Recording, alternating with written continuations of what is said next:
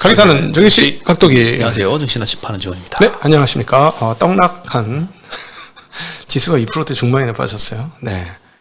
네, 아주 주식이 있는 사람들이 불운했던 하루가 아니었나 싶습니다. 네, 네. 나스닥이 1.8% 빠졌으니까 뭐 코스피, 코스닥 2.3% 빠질 수는 있는데 종목별로는 진짜 크게 빠진 것들도 많고 오늘 좀 충격적이었던 것 같습니다. 네네. 특히나 많이 올랐던 게 또 그렇죠. 엄청 빠졌어요. 맞습니다. 네. 특히나 오늘 좀 놀라웠던 거는 이제 전력기기 그동안 엄청 강했잖아요. 그동안 좀 수많은 약세장이 있었지만 그럴 때도 불구하고 안 빠지고 막 계속 올라갔었거든요. 네. 와, 오늘은 엄청나게 좀 많이 폭락을 했습니다. 네네. 제일 많이 떨어졌던 것 같아요. 막 15%씩 빠지고. 네. 네, 좀 충격적이었던 것 같아요. 근데 외국인들 없이는 시장이 추세가 없습니다. 지금.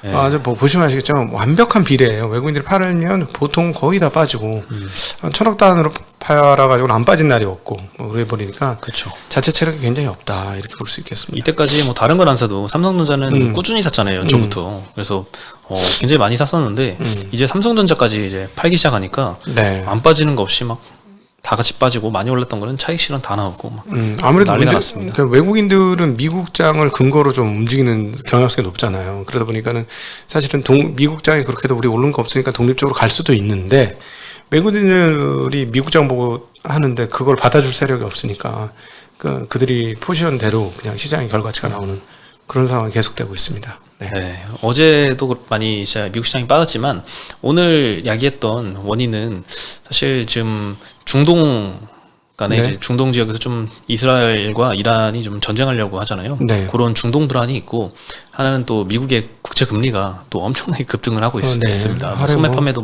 많이 나왔고 두 가지 요인들이 좀 결합해서 떨어진 것 같은데 오늘은 미국 금리가 조금 더 영향을 많이 끼치지 않았나 라는 그렇죠. 생각이 듭니다. 유가는 전혀 움직임이 없습니다. 유가는 사실 그 이란과 이스라엘 둘 다 합쳐도 전 세계 원유 생산량이 한 2%대밖에 안 돼가지고 영향은 없겠지만 호르무즈 해협을 봉쇄한다면 네. 그때부터 이제 유가 움직임에 큰 영향을 좀 초래할 수도 있을 것 같고 네.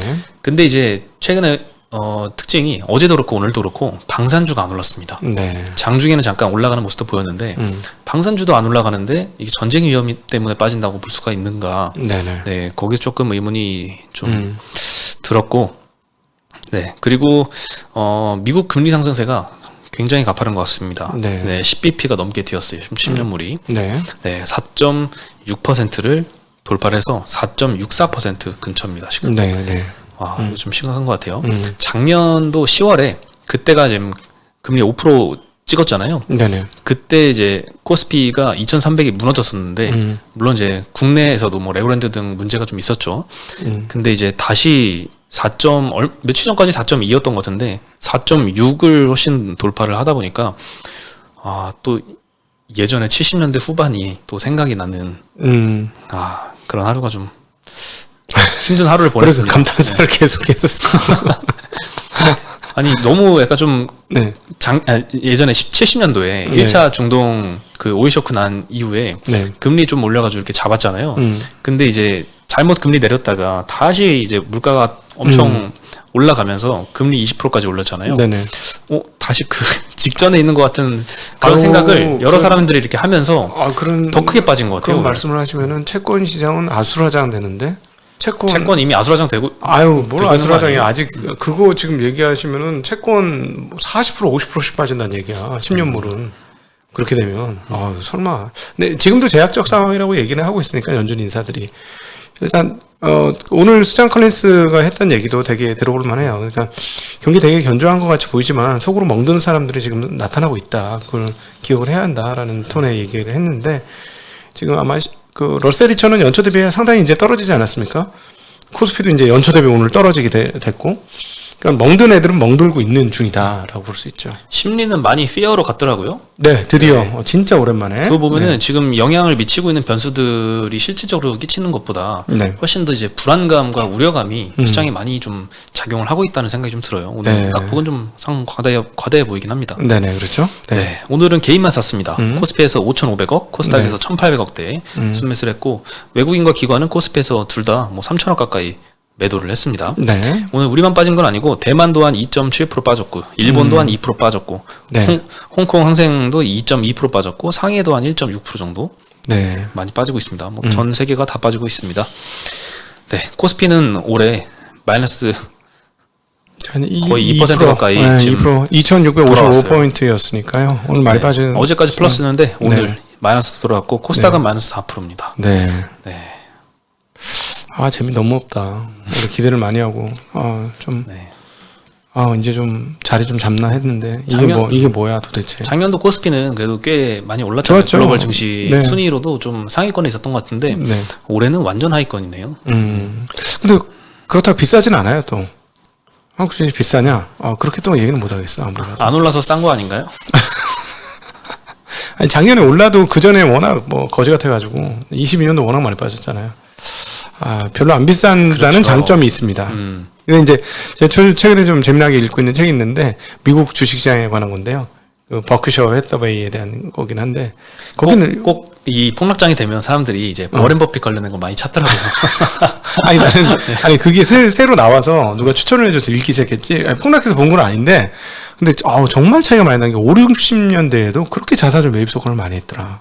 미국은 차이가 상당히 진짜 크다. 그러니까 주주를 생각하는 어떤 거기는 뭐 회사 이름에 파트너 많이 쓰잖아. 무슨 파트너스 뭐 이런 거 그런 거 많이 쓰는데 그 파트너십이 있는데 우리는 그런 게 별로 없는 것 같아. 우리는 동업하면 망한다 이렇게 생각하잖아. 그렇죠. 대주주들이 대주주들에 대한 이미지가 아주 안 좋죠. 그러니까 대주주들이 소액주주하고 동업한다는 개념이 별로 없는 것 같아. 이거 빨리 뒤집어 엎어야 되는데 참 안타깝습니다. 네. 10년 걸리겠죠, 일본처럼. 시간은 좀 걸리긴 하겠습니다만 우린 역동적이니까 좀 이제 동학개미 운동 이제 시작해야죠. 이제부터 진짜입니다. 네. 잘 될까요? 믿는 자에게 능치 못한 일이 없다는 성경 말씀이 있습니다. 전 믿습니다. 네. 네, 오늘 이렇게 약세장일 때 잘 가는 음식료 섹터가 선방했습니다. 동원 네. F&B, 대상, 제일제당, 삼양식품, SPC, 삼립 다 1, 2%씩 상승했습니다. 이런저런. 예.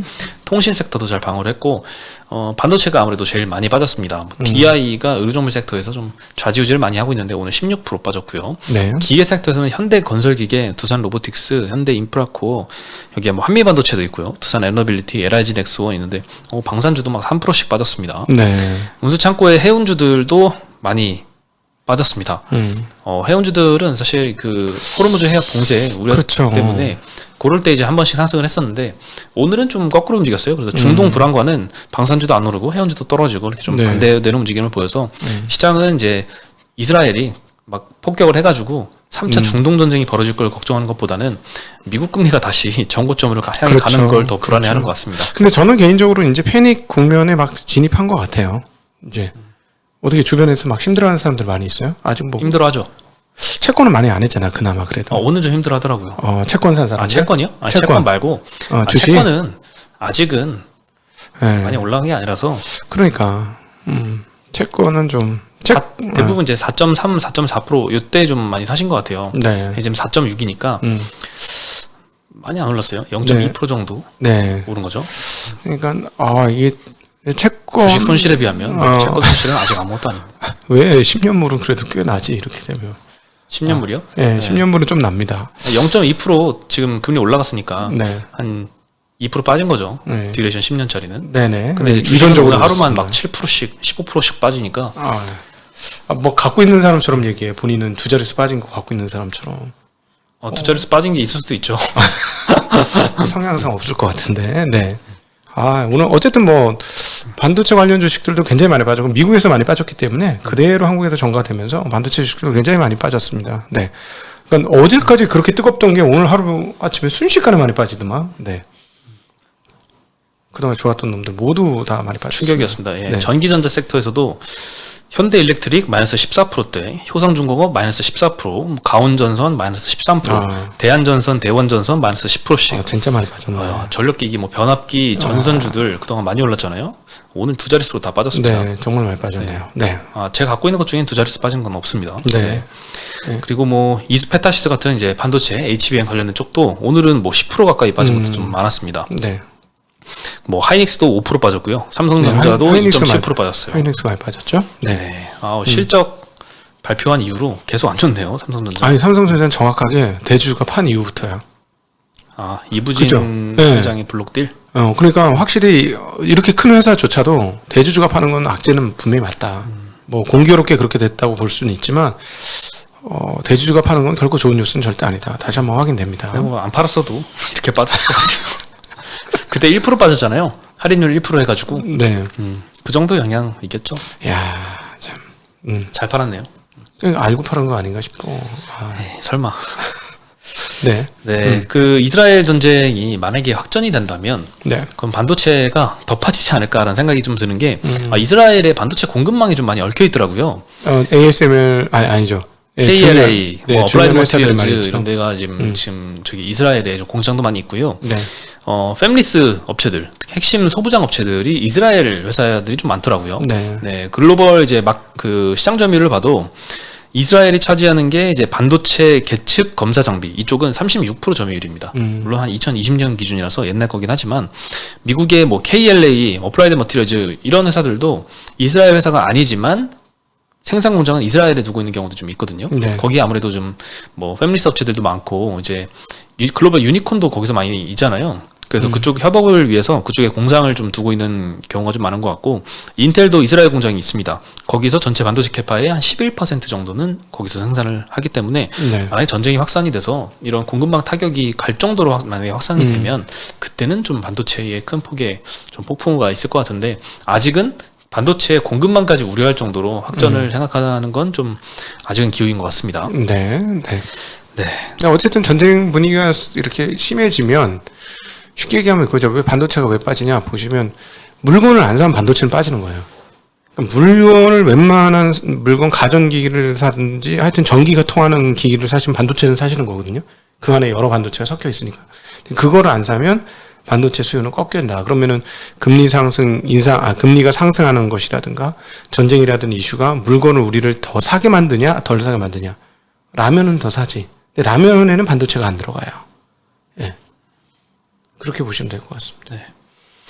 그리고 이제 무서운 얘기가 좀 많이 들리고 있는 게 금리 지금 인하 언제 할까 고민을 하고 있잖아요. 네. 금리 인하가 조금 딜레이 된다는 얘기는 많은데 이미 기정사실화 됐다고도 볼 수 있고 근데 금리를 오히려 인상을 할 거다라는 목소리가 여기저기 회사에서 좀 들리고 있는 것 같아요. UBS에서 내년도에 금리가 6.5%까지 오른다. 지금 상단이 5.5잖아요. 25bp씩 4번 더 올린다라는 건데 미국 일단 소매 판매 데이터가 어제 전월 대비 0.7% 상승하는 걸로 나왔습니다. 예상이 0.3이었는데 2배도 넘게 이제 나와서 굉장히 좀 미국은 경기가 참 좋은 것 같다라는 생각이 들어서 네. 미국 금리에 그대로 반영이 됐습니다. 10년물이 10bp 이상 올라서 지금 4.6 네. 66까지 터치를 했더라고요. 네. 네, UBS 의견은 무조건 이제 금리가 올라간다가 아니라 기본 시나리오 하에서는 올해 2회 금리 인하를 예상을 하고는 있습니다. 근데 인플레가 페드의 목표치인 2%에 도달하지 않으면 금리 인상으로 방향을 전환할 가능성도 있다라고 전망을 했습니다.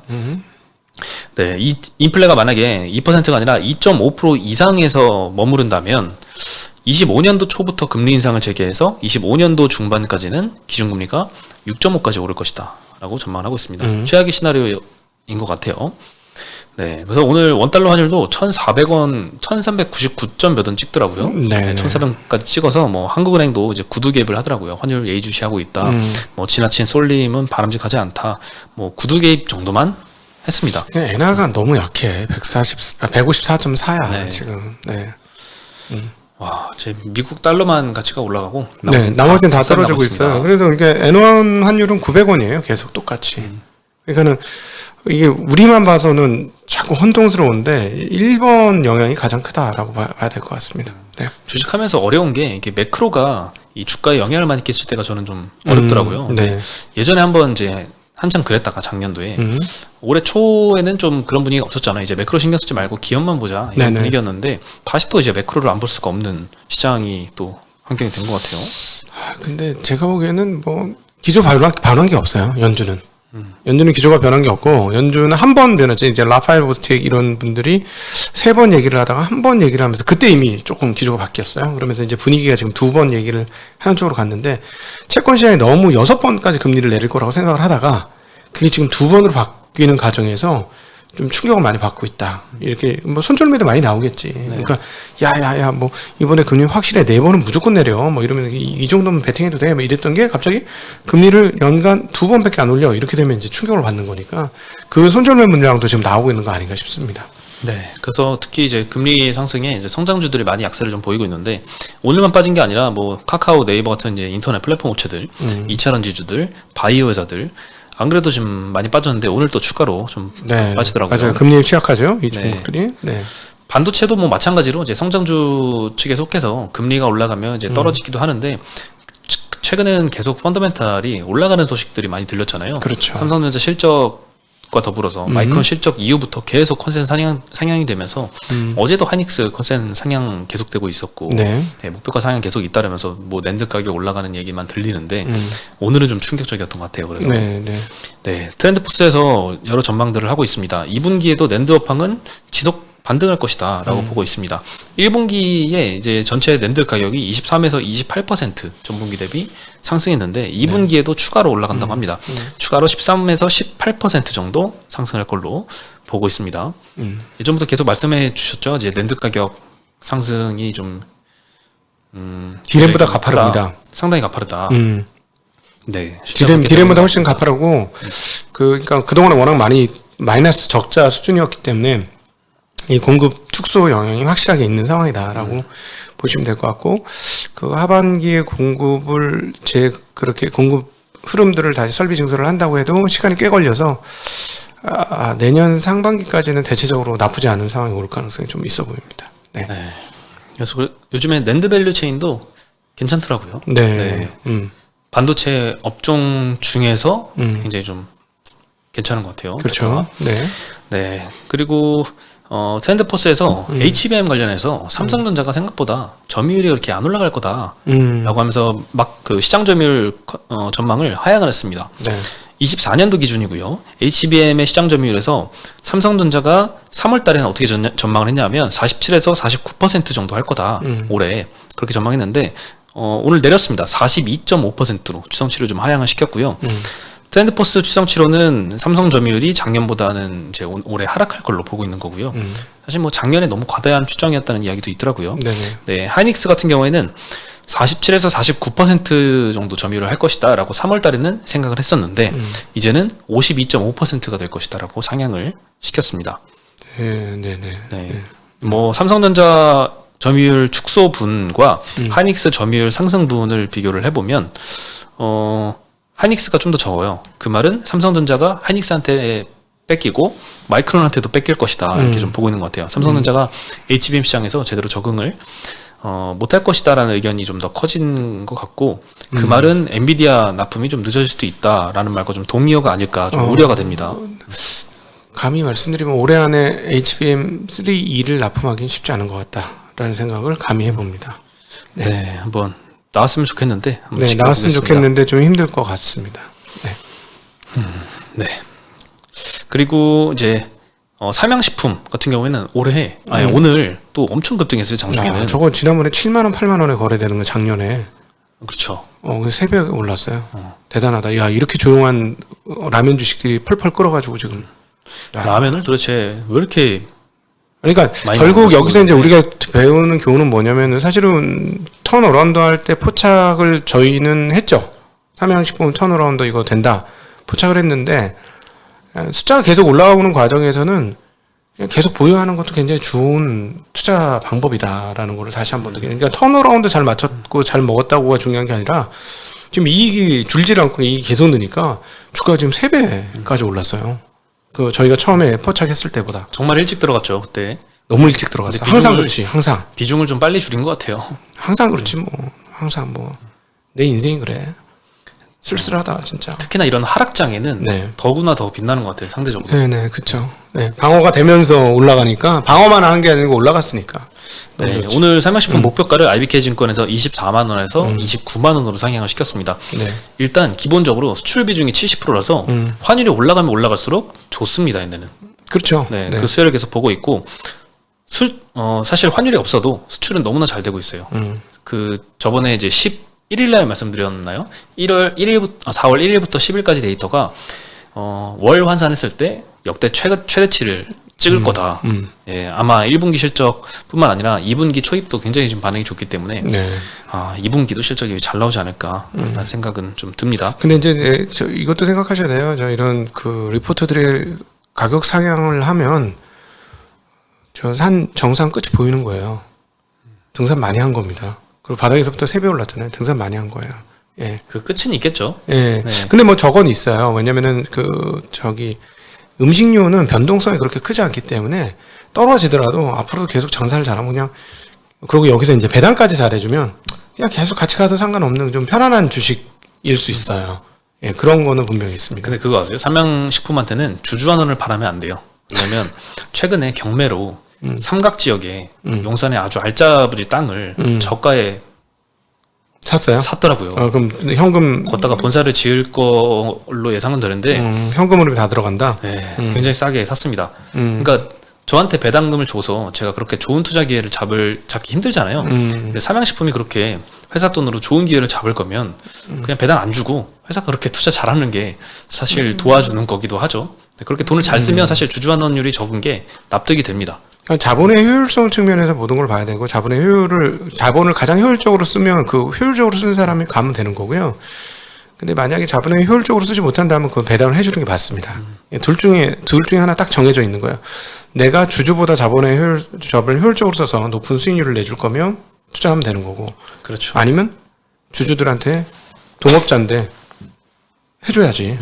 주가로 해주든 배당으로 해주든 해줘야 돼. 둘 중에 하나는. 그렇죠. 네. 은행처럼 이제 성장성이 멈춘 그런 뭐 ROE 10% 안 나오는 이런 비즈니스는 네. 배당을 많이 해주고 주주환원 많이 해주고 자사주 매입하고 이런 게 좋은데 성장성이 굉장히 높은 성장주들은 배당 안 하고 재투자하는 게 주주한테도 이득이 이제 있죠. 그러니까 주식시장이 돈 빼먹는 곳이 아니고 같이 자기의 성공을 나누는 자리라고 생각하셔야 돼요. 그리고 필요할 때 자금을 조달받는 도움의 손길을 받으면서 또 동시에 성공하면 자기가 성공했다는 것을 자랑할 수 있는 자리이기 때문에, 성공했다는 것은 뭐냐면 나눌 수 있는 게 돼야 되는 거예요. 이게 빨리 기업 문화가 그런 흐름으로 좀 빨리 바뀔 필요가 한국에 있습니다. 네.